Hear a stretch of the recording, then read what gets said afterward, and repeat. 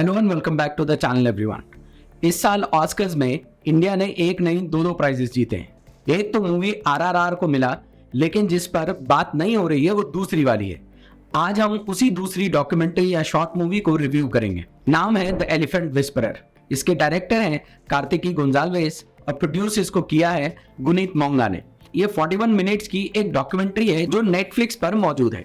ये documentary 3 important चीजों के बारे में बात करती है। Number 1 wild life conservation, number 2 tribal identity and life, और number 3 man animal relations. This documentary is about a Tamil couple Bomman and Bellie which are given charge of Raghu. Raghu एक इंजर्ड बेबी एलिफेंट है who gets separated from his herd. ये कपल जो है इनका ताल्लुक कुट्टनायकन tribe से है। कुट्टनायकन का मतलब होता है king of the jungle. A group of people who continue to live in the forest of South India. ये न सिर्फ वहाँ रहते हैं बल्कि फॉरेस्ट उनकी लाइफ का एक अहम हिस्सा है और फॉरेस्ट कंजर्वेशन ये इनकी जिंदगी का मकसद है। इस डॉक्यूमेंट्री को 100 साल पुराने थिप्पाकाडू एलिफेंट कैंप में फिल्माया गया है, one of the oldest elephant rehabilitation camp in Asia, जो कि मधुमलाई टाइगर रिजर्व में है। डॉक्यूमेंट्री की खास बात यह है कि most of the baby elephants जो अपने झुंड से बिछड़ जाते हैं, जो अपनी माँ से छूट जाते हैं, वो ह्यूमन केयर को सरवाइव नहीं कर सकते हैं, specially if they are very young. उनको बहुत सारे अटेंशन की जरूरत पड़ती है। दुनिया में ऐसे वाकयात कम ही देखे गए। ये कपल न सिर्फ इस बेबी एलिफेंट को गोद लेता है बल्कि उसको पाल पोस कर बड़ा करता है, जबकि ऐसी कई मिसालें हैं where others have failed. Unfortunately यहाँ फेलियर का मतलब होता है death for the elephant. Documentary Bomman और बेली की रियल लाइफ स्टोरी है with Raghu. One feels like personally going and meeting the couple after seeing this documentary. Director ने बहुत ब्यूटीफुली कैप्चर किया है स्टोरी को और कैसे the bond has developed between the elephant and the couple, जिन्होंने अपनी पर्सनल लाइफ में भी बहुत कुछ करीबी लोगों को खोया है। वो भी ट्रॉमा से गुजर रहे हैं और उनकी जिंदगी में ये बेबी एलिफेंट आता है जिसको वो बच्चे की तरह पालते हैं। ये डॉक्यूमेंट्री जरूर आपको हंसाएगी भी, रुलाएगी भी, लेकिन यकीनन ये आपके दिल को छू जाएगी। इनकी फैमिली में एक और नए सदस्य का भी आगमन हो जाता है। वो भी एक नया बेबी एलिफेंट है जिसका नाम है अमू। अमू और रघु की केमिस्ट्री भी इस डॉक्यूमेंट्री में देखने लायक है। खास काम जो डायरेक्टर ने इसमें किया है कि इसका जो पूरा सिनेमाटोग्राफी है, इसके जो वीडियोज हैं, फुटेजेस हैं, ये सारे के सारे रियल लाइफ फुटेजेस हैं। आप एलिफेंट को रियल लाइफ में ग्रो होता हुआ देखते हैं और ये डॉक्यूमेंट्री के जरिए एक इम्पॉर्टेंट मैसेज बीच बीच में ऑडियंसेस को दिया जाता है, और वो मैसेज सबसे इंपॉर्टेंट है ह्यूमन टैम्परिंग विद नेचर, जो कि आज का एक बहुत बड़ा एनवायरनमेंट का मसला है। जंगल वो है जिनकी बदौलत इंसान आज जिंदा है। N environmental crisis is overall one of the biggest issue around the world today. कैसे जानवर और इंसानों के बीच का ये ताल्लुक एक जेन्युइन अफेक्शन में तब्दील हो जाता है, ये एक हार्ट वार्मिंग कॉन्सेप्ट है जो इस डॉक्यूमेंट्री से हमको मिलेगा। यकीन जानिए ये डॉक्यूमेंट्री देखने के बाद आप हाथियों से 10 गुना ज्यादा प्यार करने लगेंगे। एलिफेंट्स अपनी जबरदस्त मेमोरी और इमोशनल अटैचमेंट के लिए जाने जाते हैं। They develop emotional attachments to humans, और यही चीज इस डॉक्यूमेंट्री में सबसे खास है। और दूसरी खास बात यह है, जबकि इसने ऑस्कर जीत लिया है तो एक ऐसी ऑडियंस ने इसको अप्रिशिएट किया है, एक अमेरिकन ऑडियंस, वेस्टर्न ऑडियंस, जो कि नेचर से बहुत दूर है, एक ह्यूमनाइजिंग फॉरेन कल्चर को एक्सपीरियंस किया है। अमेरिकन ऑडियंस जो कि बहुत ही शेल्टर्ड ऑडियंस है, उनका इस डॉक्यूमेंट्री को अप्रिशिएट करना यह अपने आप में एक बड़ी बात है। कुट्टनायकन ट्राइब, बमन और बेली की लाइफ इसी ट्राइब में गुजरी है। ये ट्राइब के एंसेस्टर्स से उनका काम है फॉरेस्ट को प्रोटेक्ट करना, और यही काम वो जनरेशन से करते चले आए हैं।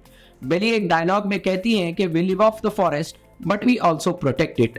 हम यहाँ रहते भी हैं लेकिन इसको प्रोटेक्ट भी करते हैं। आज फॉरेस्ट और फॉरेस्ट में पाया जाने वाला मिनरल बड़ी बड़ी मल्टीनेशनल कंपनीज का टारगेट है, और दुनिया भर में चाहे अमेज़न हो या दुनिया का कोई हिस्सा, बड़ी कंपनियां फॉरेस्ट और फॉरेस्ट लैंड को एक्वायर करके उसको डिस्ट्रॉय करती हैं। उनके नज़दीक प्रॉफिट सबसे इंपॉर्टेंट चीज़ है। ये मूवी हमको बताएगी कि नेचर कंजर्वेशन ये हम तमाम की जिम्मेदारी है, और इसी के साथ साथ ये movie will shed a light on the importance of tribal and village culture in India. यही ट्राइबल्स असल में जेन्युइन केयर टेकर्स हैं जंगल के, एनिमल्स के। हम जैसे अर्बन ड्वेलर्स या शहरों में रहने वाले लोगों की तरह नहीं है, who have already lost touch with the environment।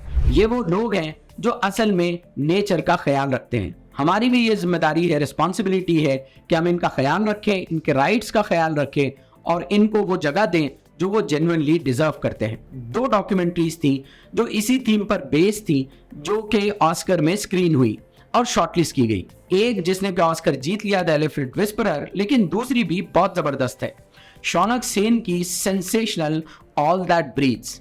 ये दोनों भी मैन एनिमल रिलेशनशिप और कोएग्जिस्टेंस पर बेस्ड हैं। अब आइए आखिर में ये देखते हैं कि ये जो शीर्षक है द एलिफेंट विस्परर, ये नाम इस डॉक्यूमेंट्री को कहां से मिला। इसकी भी एक बड़ी मजेदार कहानी है। ये टाइटल दरअसल में आया है लॉरेंस एंथोनी की रियल लाइफ स्टोरी और उनकी बुक से, द एलिफेंट विस्परर। इस पर यूट्यूब में एक वीडियो भी है, आप जाकर इसको देख सकते हैं।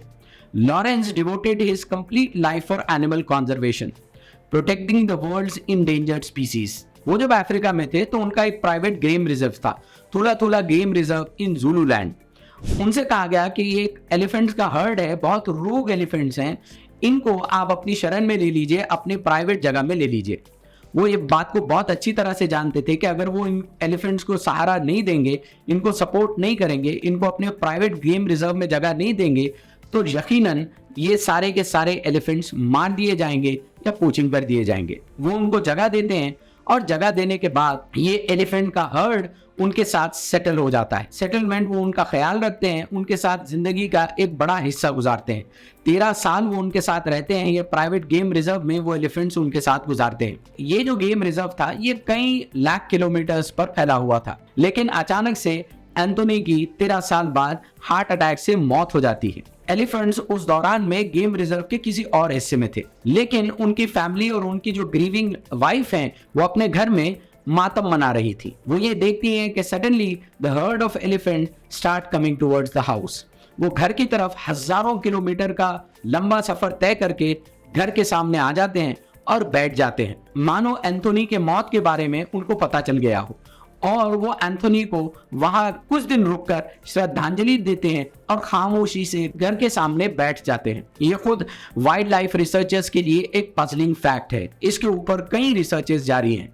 सवाल ये है कि ये एलिफेंट्स को पता कैसे चला कि लॉरेंस अब इस दुनिया में नहीं रहे।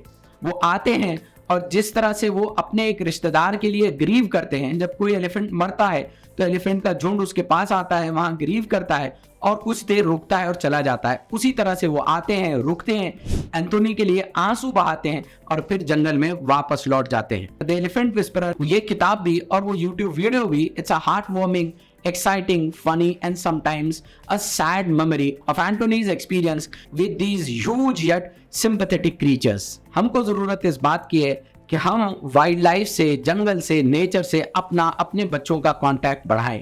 हम देखें कि ऊपर वाले ने ये जंगल कैसे बनाए हैं, इसमें कैसी कैसी चीजें उसने डाली हैं और कैसे कैसे जानवर हैं जिनके अंदर नेचर ने कैसी कैसी कैपेबिलिटीज रखी हैं। ये नेचर का सर्वाइवल इसी पर डिपेंड है, ह्यूमन रेस का सर्वाइवल। होप कि आपको हमारा ये रिव्यू पसंद आया हो, होप कि आपको इन्फॉर्मेटिव लगा हो। If so, do share it with your family and friends. Do subscribe to our channel and press the notification bell icon so that you are notified whenever we come up with a new video. Hope to see you soon in the next video. Till then, thank you very much.